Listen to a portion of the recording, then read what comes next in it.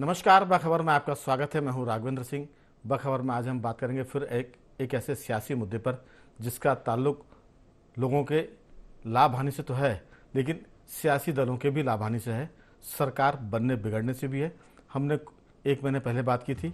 मध्य प्रदेश के मुख्यमंत्री शिवराज सिंह चौहान बेटियों के मामा तो हैं, वो बहनों के भाई है तभी तो मामा हुए, लेकिन पिछली बार उन्होंने बहनों के लिए भी 1,000 रुपये की बात देने की थी और उसके लिए बजट में 7,000 करोड़ का प्रावधान भी किया।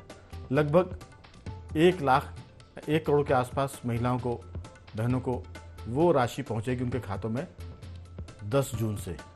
लेकिन अभी की बात करें हम, 10 जून में शायद फ़र्क हो सकता है कि 10 मई या 10 जून, लेकिन 10 जून का फिगर मेरे पास है। दूसरा ये कि अभी जो शिवराज सरकार फैसला करने जा रही है, कैबिनेट में डिसीजन हो चुका है। निर्णय ये है कि किसानों पर भी शिवराज सरकार की नज़र है और वो उन पर डोरे डाल रही है। आज हम इसलिए बात कर रहे हैं क्योंकि शिवराज सरकार ने 2018 से ऐसे किसानों के ऋण पर ब्याज माफ़ी की घोषणा की है जो कमलनाथ की सरकार में 2 लाख तक के ऋण माफ़ी के कारण अपना ना तो वो पैसा भर पाए, और सरकार चूंकि कमलनाथ की बीच रास्ते में चली गई थी तो उनकी ऋण अदायगी भी नहीं हो पाई। मुश्किल वक्त था किसानों के लिए, कई किसान डिफ़ाल्टर हुए। और आज की हम बात करें तो लगभग 25 मई या 27 मई के आसपास किसानों को डिफ़ाल्टर यानी ऋण मुक्ति के प्रमाण पत्र भी मिल जाएंगे, और उसके लिए सरकार ने 3400 करोड़ रुपए का प्रावधान किया है। 2250 यानी 2,250 करोड़ रुपए का पैसा सरकार किसानों के खाते में जमा करने वाली है, और ये आंकड़ा 3400 करोड़ के आसपास पहुंचने वाला है। इसी मुद्दे पर विस्तार से बात करेंगे। क्या ये शिवराज सरकार का मास्टर स्ट्रोक है? क्योंकि बहनों के बाद किसानों पर भी शिवराज सिंह की नज़र है। वो खुद को किसान भी कहते हैं, इस नाते वो ये बार बार जताते हैं कि वो किसानों के शुभचिंतक है। महत्वपूर्ण मुद्दा है। सियासी साल में, चुनावी साल में सरकार बनाने और बिगाड़ने का भी इसमें मामला हो सकता है। चर्चा के लिए हमारे साथ स्टूडियो में मौजूद हैं हमारे वरिष्ठ पत्रकार साथी हैं गौरव चतुर्वेदी भी, और टेलीफोन पर और स्काइप पर जुड़ेंगे हमारे साथ किसान नेता केदार सिरोही और सामाजिक सरोकार से जुड़े रमेश सिंह भी जुड़ेंगे।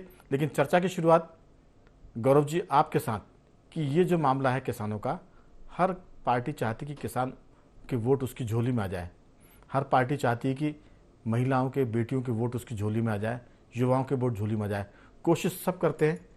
शिवराज सरकार की कोशिश आपको कितना लग रही है कि वो किनारे लगेगी या सरकार उसके जरिए पार उतर जाएगी चुनावी बैतरणी पर? आपकी राय। देखिए, अगर हम बात करें, कमलनाथ ने जो किसानों की कर्ज माफ़ी की घोषणा की थी, उसके मुकाबले अगर इसे देखें तो यहाँ से ब्याज माफ़ किया जा रहा है। ऐसी परिस्थिति में कोई बहुत ज़्यादा लाभ सरकार को मिलेगा मुझे नहीं लगता है। और सबसे बड़ी राघवेंद्र जी बात है कि किसानों, चाहे किसान हो, चाहे महिला हो, चाहे युवा हो, उन्हें फ्री ब्रिज की बजाय कुछ ऐसा योजना लागू करना चाहिए कि जिससे वो खुद भी कमाएं, दूसरों को भी कमाने का अवसर दें और प्रदेश की भी आर्थिक सेहत को सुधारने में मदद करें। यहाँ प्रदेश की आर्थिक हालत बिगड़ी हुई है और ऐसी परिस्थिति में इस तरीके के निर्णय, चाहे वो कोई भी पार्टी ले, वो हमेशा राज्य को नुकसान पहुंचाते हैं। लेकिन गौरव जी, देश में कई वर्षों से चल पड़ा है बहुत तेज़ी के साथ। हर पार्टी एक कदम आगे बढ़कर घोषणा करती है। पहले तो ये चीज़ें ही बेजरूरी है, गैर ज़रूरी है। मुफ्त में देना और कर्ज माफ़ी की बात की हम बात करें, अगर ये कोई करता भी है तो दूसरी पार्टी उससे एक कदम आगे निकलती है। शिवराज सिंह चौहान ने घोषणा की कि 1,000 रुपये देंगे, कमलनाथ जी ने कर दिया कि हम 1,500 रुपये देंगे। इसके बाद अगर समाजवादी पार्टी की बात करें तो अखिलेश यादव जी भोपाल, मध्य प्रदेश आए थे 14 अप्रैल के आसपास। उन्होंने घोषणा कर दी कि वो उत्तर प्रदेश में 6,000 रुपये देंगे। तो ये जो मामला है, अभी आम आदमी पार्टी तो ये मुफ्त की घोषणाओं की सबसे बड़ी प्लेयर है। हो सकता है कि वो कुछ और कर दे। तो ये जो चलन है, मुझे लगता है कि इस पर रोक कैसे लगेगी किसी की समझ में नहीं आ रहा है, लेकिन कहीं ना कहीं इसको रोकना तो पड़ेगा। जी राघवेंद्र जी, शिवराज सिंह जी एक बहुत अच्छी योजना लाए थे, 0% ब्याज पर ऋण। अगर आप इस योजना में देखें तो इस योजना में सिर्फ 6 माह के अंदर अगर ऋण नहीं चुका पाता था तब उसके ऊपर ब्याज पेनल्टी लगाई जाती थी जी। लेकिन उसी समय कई बार अतिवृष्टि होती थी, अल्प वर्षा होती थी, अन्य कारण भी रहते थे जिसके कारण किसानों की फसल सही समय पर बाजार में नहीं जा पाती थी, पैसा जमा नहीं हो पाता था। ऐसी परिस्थिति में इसे सरलीकृत अगर सरकार कर देती तो किसानों को ज़्यादा फायदा होता। खैर, सरकार फिर बाद में चली भी गई कर्ज माफी की घोषणा के बाद, लेकिन अब जो हो रहा है, मेरा मानना है सरकार अगर वाकई में किसानों की आय को दुगना करना चाह रहा, अगर सरकार चाहती है कि वाकई में महिलाओं की जेब में पैसा रहे, तो ऐसी योजनाओं को लागू करे जिससे वो रोज कमाएं और रोज खर्च करें, जिससे वो पैसा सरकार के रेवेन्यू को बढ़ाने में मददगार साबित और बाजार में जब पैसा आएगा तो स्थितियां सुधरेंगी। लेकिन गौरव जी, आपने कहा, हम लोग भी इस पर बातचीत करते हैं कि सरकार ब्याज ही क्यों जमा कर रही है। कई बार जो सत्ता पक्षों से बात होती तो उनका कहना यह होता है कि हमने चूंकि कर्ज माफी की घोषणा नहीं की थी, इसलिए हम कर्ज माफ नहीं करते, क्योंकि हमको पता है कि सरकार कर्ज माफ करने की स्थिति में नहीं है। लेकिन पिछली सरकार ने, कमलनाथ की सरकार ने या कांग्रेस ने जो वादा किया था जिससे पूरा नहीं किया, उसके चलते किसानों पर ब्याज हो गया और वो डिफाल्टर हो गए। तो किसानों को बचाने के लिए उनका कहना है कि हम ब्याज जमा करते हैं ताकि उनका खाता जो है वो फिर रेगुलराइज हो जाए। ये उनका तर्क है। अब ये नफा है नुकसान है ये तो चुनाव में लोग तय करेंगे, लेकिन सरकार की जेब इसमें खाली हो रही है। 3400 करोड़ रुपए के आसपास खर्च होने वाले हैं। 2250 का सरकार ने प्रावधान किया है और वो 13 मई से किसानों से उसके लिए वो फॉर्म भराएंगे। बाकायदा अभियान चलेगा, उसमें सत्ता संगठन के लोग, विधायक, मंत्री, सांसद, भाजपा के नेता बाकायदा किसानों से फॉर्म भरवाएंगे और 13 मई से यह अभियान चलकर 26 या 27 मई को किसानों के खाते में पैसे पहुंच जाएंगे और 27 मई को संभवतः सरकार उनको डिफाल्टर किसान होने के लिस्ट से अलग कर देगी। 12 मई को सरकार ने यह फैसला किया कि वो जो सरकारी सोसाइटियां होती है ग्रामीण क्षेत्र में, वहां वो डिफाल्टर किसानों की सूची लगाने वाले, यानी परसों 12 मई से ये सूची लग जाएगी। चर्चा में हमारे साथ मौजूद हैं रमेश सिंह, जो ग्रामीण परिवेश से जुड़े हुए सामाजिक कार्यकर्ता हैं, और केदार शंकर सिरोही भी जुड़ गए। आप दोनों साथियों का स्वागत है। रमेश जी, मेरी आवाज सुन पा रहे हैं? केदार शंकर जी, आप मेरी आवाज सुन पा रहे हैं?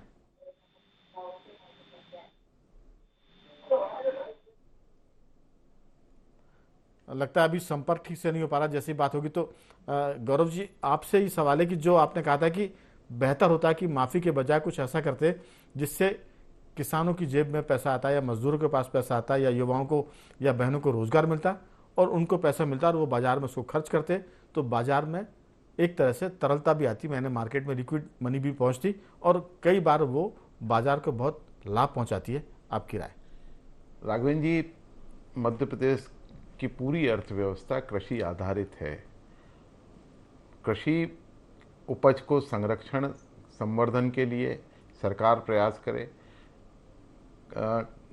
वेयर हाउसेस बनाए, फूड प्रोसेसिंग यूनिट्स लगाए, और भी जो अन्य विकल्प हैं, जैसे उसके कृषि उपकरण बनाने के जो संयंत्र हैं उनके कारखाने लगाए। छोटे छोटे स्तर पर ये कारखाने बहुत कम इन्वेस्टमेंट के साथ शुरू हो सकते हैं। लोगों को इस दिशा में आगे बढ़ाने की ज़रूरत है। सरकार इस दिशा में सोचने की बजाय किसानों को ब्याज माफ़ करने की बात करती या कर्ज माफ़ी करने की जो बात करती, वो गलत होता है। लेकिन इसी के साथ साथ सरकार को संवेदनशील होना भी जरूरी है। अगर वाकई में कहीं पर किसान कर्ज भरने की स्थिति में नहीं है, चूंकि वहां पर अल्प वर्षा हुई है या अतिवृष्टि हुई है, बिल्कुल ऐसी परिस्थिति में सरकार मदद करे। लेकिन होता क्या है कि जो बाकी प्रदेश के किसान हैं वो सोचते हैं कि जब उन किसानों का कर्जा माफ हो सकता है या उन किसानों का ब्याज माफ हो सकता है, तो वो भी ऋण भरने में दिक्कत पीछे हटने लगते हैं। बिल्कुल, ये आपने कहा कि आदत बिगड़ रही है। कर्ज लेकर वापस नहीं करने की आदत पड़ना सबसे खतरनाक है। बैंक घाटे में जाएंगे, दिवालिया हो जाएंगे, मुश्किल होगी। और जब किसान या कोई भी आदमी, उद्योगपति कर्ज लेकर पैसे खा जाएगा तो फिर बैंक कैसे काम करेगी, क्योंकि पैसे आसमान पर तो लगते नहीं है, ना गिरते, पेड़ों पर नहीं लगते, ना आसमान से गिरते हैं। मैं हमारे साथ जुड़ गए केदार जी। केदार जी, स्वागत है आपका। बात कर रहे हैं रमेश सिंह जी जुड़ गए हैं। आपकी आवाज आ रही है? हाँ जी, आ रही भैया। दरअसल 12 मई से किसानों के वो पर्चे भरना शुरू हो जाएंगे जिसमें कर्ज माफी तो नहीं, लेकिन कर्ज पर जो ब्याज बढ़ गया है और जिससे वो डिफाल्टर हो गए हैं। भाजपा का कहना है कि कमलनाथ की सरकार ने वादा किया था, हमारा वादा नहीं था, इसलिए हम कर्ज माफ तो नहीं कर सकते, क्योंकि हमें पता है सरकार की आर्थिक हालत बहुत खराब है। लेकिन ऐसे में जिन किसानों का कर्ज था और वो कर्ज अदा नहीं करने के चक्कर में ब्याज की वजह से वो खाते में डिफाल्टर हो गए थे। यानी ऐसे किसानों को सरकार ने, वो लगभग संख्या 11 लाख के आसपास हो रही है, और उनका पैसा, ब्याज का जो पैसा है वो 3,400 करोड़ के आसपास है। 2,250 करोड़ यानी 2,050 करोड़ 2,250 करोड़ रुपए सरकार ट्रांसफर करने वाली है। अमित शाह के भी भोपाल आने की संभावना है 25 मई तक, ऐसी खबर है। और सहकारिता का जो आंदोलन है उसको भी गति मिलेगी, ऐसा सरकार का मानना है। आपकी राय, कर्जदार किसानों का अगर ब्याज माफ होगा तो क्या इसका सियासी लाभ बीजेपी सरकार को, शिवराज सिंह चौहान को मिलेगा? आपका क्या सोचना है? राघवेंद्र जी, इसमें बहुत कम किसान आ रहे हैं रेंज में। दूसरी बात, किसानों को इससे बहुत बहुत थोड़ा फायदा हो रहा है। जो जिन किसानों ने सोसाइटी का ऋण नहीं चुका पाए थे उनको ही लाभ हो रहा है, और कोई बहुत ज्यादा मतलब मात्रा में लाभ नहीं हो रहा। तो इसका राजनीतिक लाभ, मैंने विश्लेषण किया कि इसका कोई बहुत ज्यादा राजनीतिक लाभ नहीं होने वाला है। रमेश जी, और सबसे बड़ी बात यह है कि रमेश सिंह जी, सरकार इस पर 3400 करोड़ 3,400 करोड़ रुपए खर्च करने वाली है। पहली बार जो खबर आई उसमें कि 2,250 करोड़ रुपए सरकार के खर्च होंगे, तो बड़ी रकम है। जिनको लाभ मिलेगा उन किसानों की संख्या 11 लाख के आसपास बताई जा रही है। लेकिन राघवेंद्र जी, कांग्रेस कर्ज माफी की घोषणा करेगी गारंटी के साथ, तो उस कर्ज माफी, इस समय किसान, पूरा किसान वर्ग कर्ज माफी की उम्मीद लेकर बैठा है, बीजेपी से भी और कांग्रेस से भी। ये जो ब्याज माफी है, असल में क्या, ब्याज माफी एक महत्वपूर्ण कदम तो है, लेकिन पिछली बार कांग्रेस ने जो कर्ज माफी की घोषणा की थी और उसी की वजह से कांग्रेस की सरकार बनी थी, तो उसकी वजह से आम आदमी के दिमाग में, साइकोलॉजी में कर्ज माफी फंस गई है। तो कर्ज माफी कांग्रेस निश्चित रूप से इसकी घोषणा करेगी, और उसमें बीजेपी के ये जो प्रयास है ये धुल जाएगा। इसमें कोई बहुत 11 लाख किसान तो आ रहे हैं, लेकिन हर किसान को कोई बहुत ज्यादा लाभ नहीं मिलेगा। कुछ जो ब्याज में थोड़ी सी राहत मिलेगी, तो वो राजनीतिक लाभ की दृष्टि से महत्वपूर्ण नहीं है। जी, चलिए केदार जी हमारे साथ जुड़ गए हैं। केदार जी, स्वागत है आपका। जी सर, धन्यवाद। दरअसल किसानों के कर्ज माफी की बात अब पुरानी पड़ गई, क्योंकि 2018 में कांग्रेस का वादा था, 15 महीने की सरकार थी कांग्रेस की, कर्ज माफ 2 लाख तक का नहीं हो पाया। कम आंकड़ा था जिसमें 25-50 हजार का जो कर्ज था वो माफ हुआ था। दूसरे या तीसरे फेज में सरकार, कमलनाथ की सरकार ने कहा था कि वो माफ करने वाले थे, लेकिन सरकार चली गई। तो ये बीते दिनों की बात है।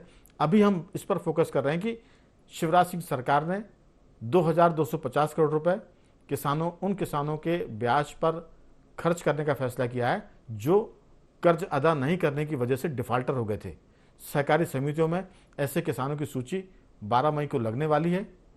13 मई से फॉर्म भरे जाएंगे और 26-27 मई तक उनको वो डिफाल्टर किसान नहीं है ऐसा प्रमाण पत्र जारी कर दिया जाएगा। इससे क्या राजनीतिक लाभ होगा और किसानों को इसमें क्या लाभ होने वाला है, दोनों चीजों पर आपकी राय?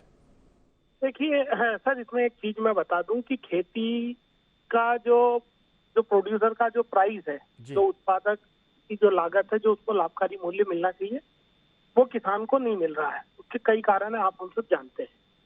अब जब तक ये लाभकारी मूल्य नहीं मिलेगा तो उसको घाटा लगेगा। तो घाटा जब लगेगा तो उस घाटे से उबार कर ही खेती को जिंदा रखा जा सकता है। ये बहुत बेसिक प्रिंसिपल है। या तो आप लागत के अनुरूप प्राइस दे दीजिए, अगर प्राइस नहीं दे पाते तो उसके बीच का घाटा दे दीजिए। तो घाटा 2-3 तरीके से, या तो आप कर्ज माफी कर दीजिए, या आप बीच बीच में इस तरह की कोई स्कीम। एक बीच में सवाल था आपसे, क्या कांग्रेस से ऐसी मांग करेंगे आप, जो आप बात कर रहे हैं कि वो किसानों के लिए ये सब करे? कर्ज माफी उसी का ही एक टूल था। जो लोग कहते हैं ना कि ये फ्री की आदतें हैं, वो मुझे नहीं लगता है कि वो सोच समझ के बोल रहे हैं। हमारे साथ वरिष्ठ पत्रकार साथी बैठे हुए हैं केदार जी, हमारे वरिष्ठ पत्रकार साथी गौरव चतुर्वेदी जी बैठे हुए हैं। उन्होंने चर्चा की शुरुआत में ये कहा था कि मुफ्त की आदत नहीं पड़नी चाहिए, किसी को भी नहीं, न केवल किसान बल्कि उद्योगपति या दीगर लोगों को भी, क्योंकि अगर आप कर्ज लेते हैं तो अदा करने की आदत होनी चाहिए। अगर आप नहीं करेंगे तो फिर बैंकों को दिक्कत जाएगी और किसान या किसी की आदत खराब होगी, वो पैसे लेगा और खा जाएगा। जी, ये आदत तो ये लोग ले रहे हैं, ये टैक्स चोरी करने वाले लोग, ये टैक्स का रिबेट लेने वाले मुफ्त के लोग हैं, ये फ्री में मेट्रो में बैठने वाले मुफ्त के लोग हैं, ये हमारे पैसों से शहर का सड़क बना है, चमाचम हुआ है, अस्पताल का मजा ले रहे हैं, ये लोग मुफ्त का आनंद ले रहे हैं। हम कोई मुफ्त का आनंद नहीं ले रहे। किसान को उसकी पैसे का जो उसका लागत है वो नहीं मिल रहा, और वो लागत आपको इनडायरेक्ट रूप में मिला होगा तो उसको मुफ्त के किसानों का अपमान नहीं करेगा कोई भी। भाई ये तो हमारा राइट है, आप हमारे को दीजिए ना 40 रुपए किलो गेहूं का, हम थोड़ी मांगने आ रहे। आपकी जेब में आपको परचेसिंग पावर नहीं है, देश में कहना है कि में ला के खड़ा कर दिया। किसान ऐसा क्यों नहीं कहते कि हमारा कर्ज माफ करने की जरूरत नहीं है, हमको आप बाजार मूल्य दीजिए। आप खुद अगर ये कहेंगे तो फिर आपकी आलोचना नहीं होगी, क्योंकि हर कोई कहता है कि कर्ज माफी बुरी चीज है। कर्ज अदा करने की ताकत पैदा करो ताकि कर्ज माफी की नौबत ना आए। जी, ये ना प्राइस नहीं देंगे तब तक इसको मुफ्त कहना तो बहुत गलत मानता हूं मैं, बिल्कुल भी नहीं। ये इनको 500 रुपए रोज की दिहाड़ी के लोग नहीं है जिनको 2-2, 5-5 हजार रुपए रोज की सैलरी मिल रही, ये मुफ्त के तो ये लोग हैं, हमारे ऊपर बजे नहीं ये लोग। तो इन लोगों को हम क्यों पाल रहे हैं हमारी देश में? सवाल इस तरीके उठेंगे। सवाल हमारा ये, हम लोग घाटे में, हमारे को हमारी प्राइस नहीं मिल रही, हमारे को हमारी प्राइस का डिटर्मिनेशन करने का हमारे पास राइट्स नहीं है। तब ये सारी चीज हमारे पास नहीं है, नेगोशिएशन पावर हमारे पास नहीं है, सारा हम सरकार पे डिपेंडेंट है। तो जब डिपेंडेंट है तो उस समय में इस टूल के अलावा कोई टूल बचता नहीं है खेती को बचाने का। कितने साल तक आप जिंदा रखोगे घाटे में? आप देख रहे हैं किस लेवल पे पलायन हो रहा है, किस लेवल पे किसान आत्महत्याएं हो रही है, किस लेवल पर खेती बिक रही है, खेती से लोग बाहर जा रहे हैं। ये एक तरीके का खेल हो रहा है किसानों के साथ, और ये मुफ्त का के मैं तो बिल्कुल नहीं मानता हूँ साहब। ये तो हमारा राइट है, हम सब जगह टैक्स पेयर है। ये 2 रुपए का टूथपेस्ट खरीदते हैं, उसमें बिल लेते हैं और बिल लेके उसका क्लेम करते हैं, टैक्स बचाने में बात करते हैं। हम लोगों को कहाँ टैक्स रिबेट मिल रहा है? 100% टैक्स पेयर। सबसे ज्यादा अगर भारत में कोई टैक्स पेयर है तो वो किसान है। इनपुट पर टैक्स देता है, आउटपुट पर। पूरा देश किसानों के साथ है, कहीं किसानों के प्रति किसी की दुर्भावना नहीं है। बात इस बात पर हो रही है कि क्या मुफ्त की चीज़ों पर या कर्ज कोई लेता है, इस शर्त पर लेता है कि वो उसको अदा करेगा। तभी जब कर्ज हम लेते हैं, मैं लौटूंगा आपके पास गौरव जी, जब हम कर्ज लेते हैं तो उसमें बाकायदा इस बात पर हम सहमति जताते हैं कि इस कर्ज को हम अदा करेंगे, और जब हम उसको अदा नहीं कर पाते हैं और माफ़ी की बात करते हैं तो फिर हमारी आदत बिगड़ती है। किसानों को या किसी को इस लायक बनाए कि वो कर्ज ले तो अदा कर सके, ना कि माफ़ी कर सके। लेकिन केदार जी का एक बात कहना है कि जब तक व्यवस्था नहीं सुधरती है तो कर्ज माफ़ी के नाम पर किसानों को मदद की जानी चाहिए। नाम उसे आप भले ही कर्ज माफ़ी दे दें, नाम उसे आप अनुदान दे दें या कुछ और दे दें। ये बात, इस पर आपकी क्या राय है? राघवन जी, जैसे कोई भी व्यक्ति निजी संस्थाओं, निजी बैंकों से या सरकारी बैंकों से लोन लेता है, अगर वो उसे लोन को नहीं चुकाता है तो उसकी सिविल खराब होती है। यहाँ सरकार किसानों की पूरी सिविल बचाने की कोशिश कर रही।